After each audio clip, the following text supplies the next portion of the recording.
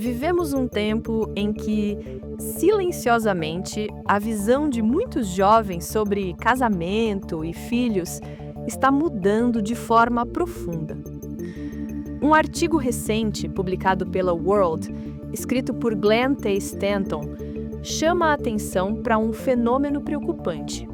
As jovens mulheres, que por séculos foram as principais guardiãs do ideal de casamento e maternidade, agora estão se afastando desse desejo em números significativos. Esse autor relembra que o casamento, ao longo da história, não surgiu como um simples contrato romântico, mas como um compromisso do homem de proteger, sustentar e guardar uma mulher e os filhos que ambos gerariam. Até a linguagem preserva essa ideia. A palavra matrimônio vem de raízes relacionadas à mãe e obrigação, indicando a responsabilidade assumida diante da mulher que se torna mãe. Da mesma forma, husband, em inglês, deriva de uma expressão antiga que remete a vínculo com a casa. Esse homem ligado a este lar, esta esposa, estes filhos. Filósofos como Aristóteles, séculos antes de Cristo, já descreviam o núcleo marido, esposa, filhos como a célula básica da sociedade. E a fé bíblica nos lembra que o casamento entre homem e mulher, aberto à vida, é a primeira instituição estabelecida por Deus no Éden, parte de sua graça comum a toda a humanidade. Contra esse pano de fundo, as novas pesquisas apresentadas são alarmantes. Dados de um grande estudo nos Estados Unidos mostram que, em 1993, cerca de 80% dos estudantes do último ano do ensino médio diziam que provavelmente escolheriam se casar no futuro. Hoje, esse número caiu para 67%. Ao mesmo tempo, dobrou a proporção dos que dizem que provavelmente não vão se casar. E cresceu muito o número dos que simplesmente não sabem se desejam o casamento. A mesma tendência aparece em relação aos filhos. Há 30 anos, em torno de 64% dos jovens diziam que queriam ter filhos. Agora, apenas 48% mantém esse desejo declarado. Além disso, diminuiu o número dos que acreditam que permanecerão casados com a mesma pessoa por toda a vida. Um detalhe chama ainda mais atenção: a inversão entre moças e rapazes. No início da série histórica, as meninas eram mais propensas do que os meninos a dizer que queriam se casar. Hoje, a situação se inverteu. Os rapazes mantiveram em grande parte o desejo de casamento, enquanto as moças recuaram de maneira acentuada, a ponto de ficarem vários pontos abaixo deles nesse anseio.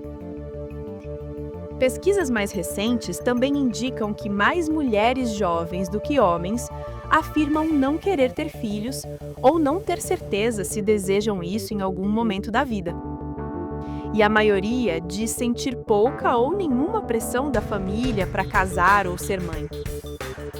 Paralelamente, outro dado se destaca. Houve um crescimento expressivo no número de pessoas que chegam aos 40 anos sem nunca terem se casado. Estamos diante de uma geração em que o casamento e a maternidade vão deixando de ser o caminho mais comum e passam a ser apenas mais uma opção entre muitas, frequentemente vista com suspeita ou até rejeição. Ao mesmo tempo, porém, as ciências sociais apontam com força em outra direção. Estudos amplos mostram que pessoas casadas têm, em média, um nível de felicidade significativamente maior do que solteiros e solteiras. Uma pesquisa da Universidade de Chicago indica uma diferença de dezenas de pontos percentuais entre casados e não casados na proporção de pessoas que se declaram realmente felizes. Pesquisas recentes também revelam que as mães casadas são quase 2 vezes mais propensas a se dizerem muito felizes em comparação com mulheres solteiras e sem filhos, além de apresentarem índices menores de solidão e um senso de propósito mais profundo. Esses dados não ignoram as dificuldades nem idealizam famílias perfeitas, mas apontam para algo importante. Há uma coerência entre o plano de Deus para o lar e o bem-estar humano real. À luz da fé bíblica e da leitura histórica feita pelos pioneiros adventistas, o casamento não é um detalhe cultural, mas uma parte central do propósito de Deus para a humanidade. Ellen G. White descreve o lar cristão como um pequeno céu na terra, quando construído em obediência aos princípios divinos. Ela também adverte que, nos últimos dias da história, o inimigo de Deus faria ataques diretos e persistentes contra o casamento e a família, seja corrompendo-os por dentro, seja levando muitos a abandonarem completamente esse ideal. Ao observarmos jovens mulheres desanimadas com a ideia de casamento e maternidade, enquanto os dados mostram que casamento e filhos costumam estar associados a maior felicidade e propósito, a pergunta que surge é inevitável. Que vozes estão formando o coração dessa geração? É só a voz da palavra de Deus?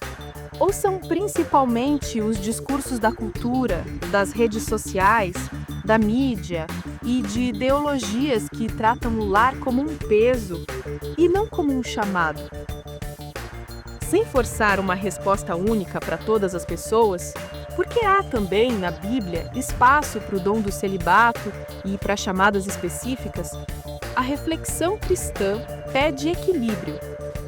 Não se trata de pressionar cada jovem a casar e ter filhos, mas de perguntar com honestidade: estamos rejeitando o casamento e a maternidade por convicção diante de Deus ou por influência de uma cultura que despreza o que ele instituiu?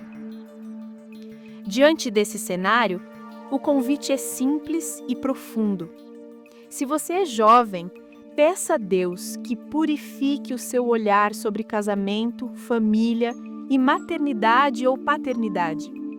Ore para não ser guiado apenas por medos, por feridas ou por modas culturais, mas pela vontade do Senhor. Se você é pai ou mãe, pergunte-se: que visão de família estou transmitindo aos meus filhos? Apenas a visão cansada e relativista do mundo? Ou a beleza séria, mas cheia de propósito do plano de Deus para o lar?